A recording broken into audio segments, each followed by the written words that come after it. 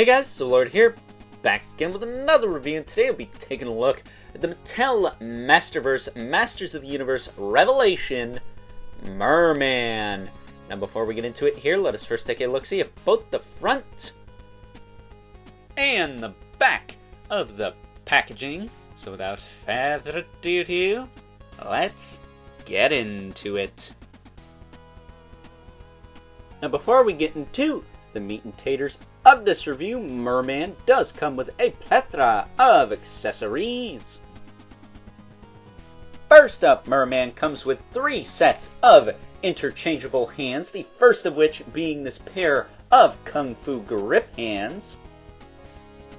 The second of which is this pair of fist hands. And lastly, we do get a pair of open/relax hands, or in Mer-Man's case anyways, swimming hands. But you guys know how I roll. I always love to call these the turn your head and cough hands. Oh yeah! And can I just say, it is nice to see that Mattel, unlike the other characters in the Masters of the Universe Revelation series, didn't forget about poor Mer-Man here and gave him all 6 interchangeable hands. Good on you guys. And last, but certainly not least, Mer-Man comes with not his 2 trademark weapons, but 2 weapons nonetheless in this 2-pronged spear and scimitar. And is it just me, or did he not utilize the scimitar in the show, like, at all? Let me know if I'm wrong about this in the comments below, but I sure as heck don't remember it. But with that being said, let's now move on to the aesthetic and articulation. Taking a closer look at good old Mer-Man here, aka Bat Mer-Man, because of Kevin Conroy. Very odd casting choice, but you know what? I dig it. Much more than the Allstate guy as Zipper from the Rescue Rangers movie. Check out my review of that from the other day if you haven't already. Not going to get into that here because today I'm talking about good old Mer-Man. And I gotta tell you, I love the head sculpt on this thing. You know, I could take or leave the scars, but I love how the fins almost form bat wings around his face. That's freaking cool as hell. I never noticed that in the show because I can't see 2 feet in front of me, so, you know, it is what it is.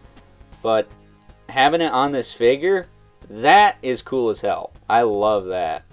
That is a design change I 110% approve of. That said, though, the rest of the figure seems kind of basic. You know, basic buck with some gauntlets and some shin guards and a hula skirt? Question mark.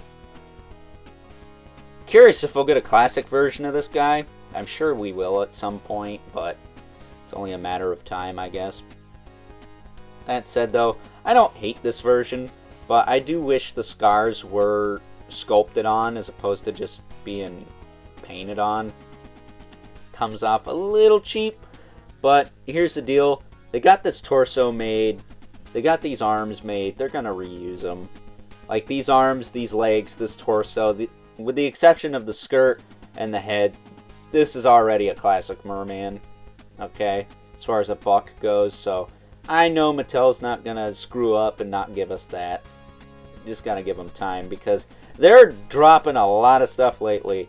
You haven't noticed? There was a shit ton of MOTU stuff that went on pre-order last week, so you know, they could slow down anytime, but it doesn't seem like they're going to be doing that anytime soon.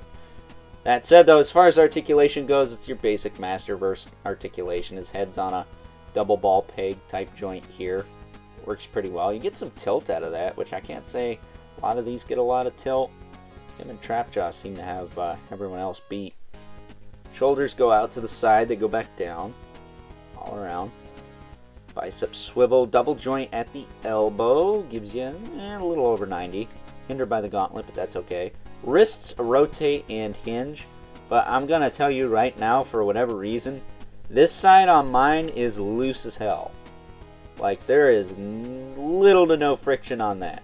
That said, it's just this hand, and I'm probably going to display him with the fist hand anyways, so that's fine, because I don't remember him having that scimitar weapon in the show. Somebody let me know if I'm wrong, or maybe I'll have to go back and rewatch it, but from this scene specifically, where he's got all the scars and stuff, I only remember him having the spear and not trident weapon thing.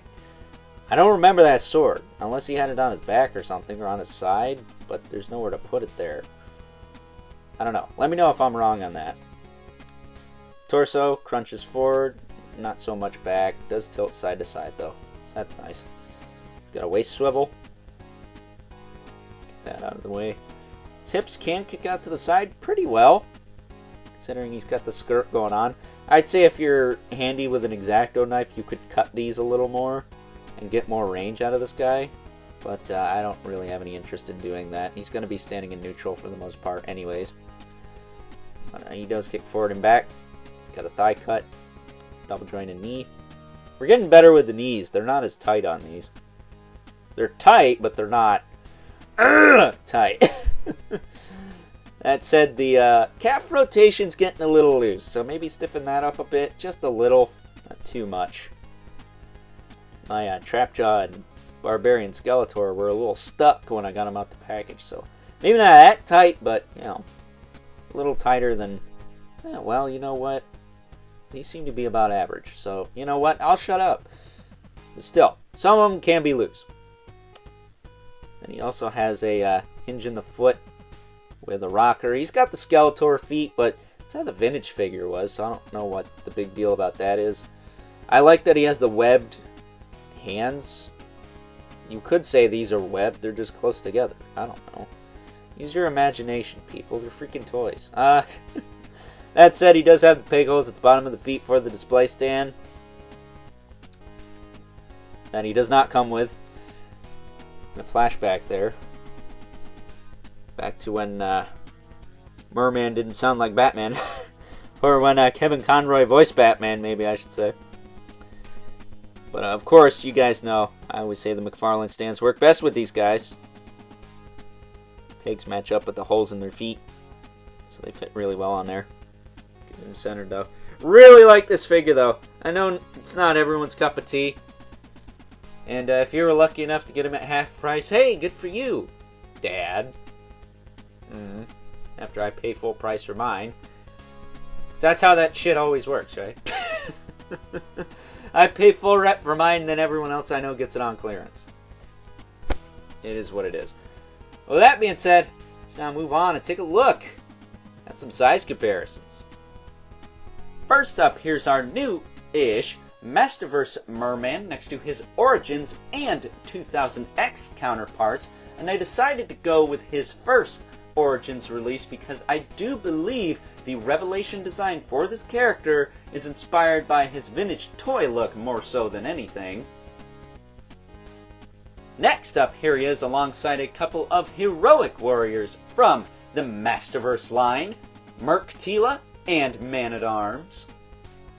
Up next, here he is with a couple of evil warriors from the Masterverse line, Evil Lyn and Beastman, and much like the Tila I took a look at the other day, I decided to throw on that long-haired head sculpt for good old Evil Lyn there, mostly because I just like it more, and it helps hold that purse down.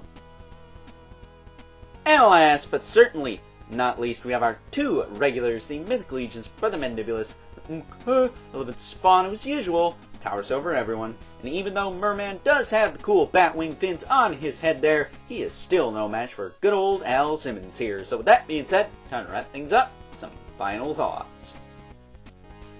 Overall, and even though this is a more unique interpretation of good old Mer-Man and won't be replacing his MOTU Classics counterpart anytime soon, I still think this is a really solid addition to the Masterverse line. If you're a fan of the MOTU Revelation series like I am, this is a definite must-have, coming from someone who really enjoyed the Beastman figure, who also was not in his more classic design.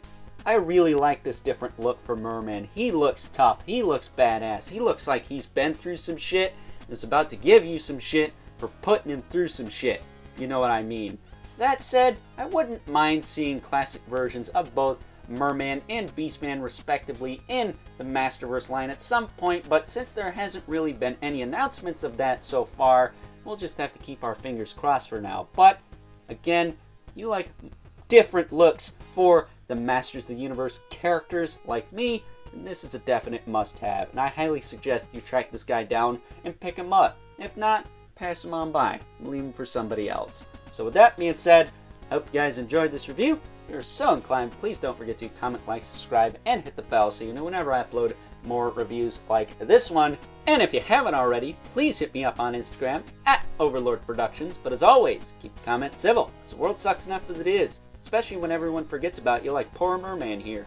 Poor guy, can't seem to catch a break. Until next time, catch you guys later.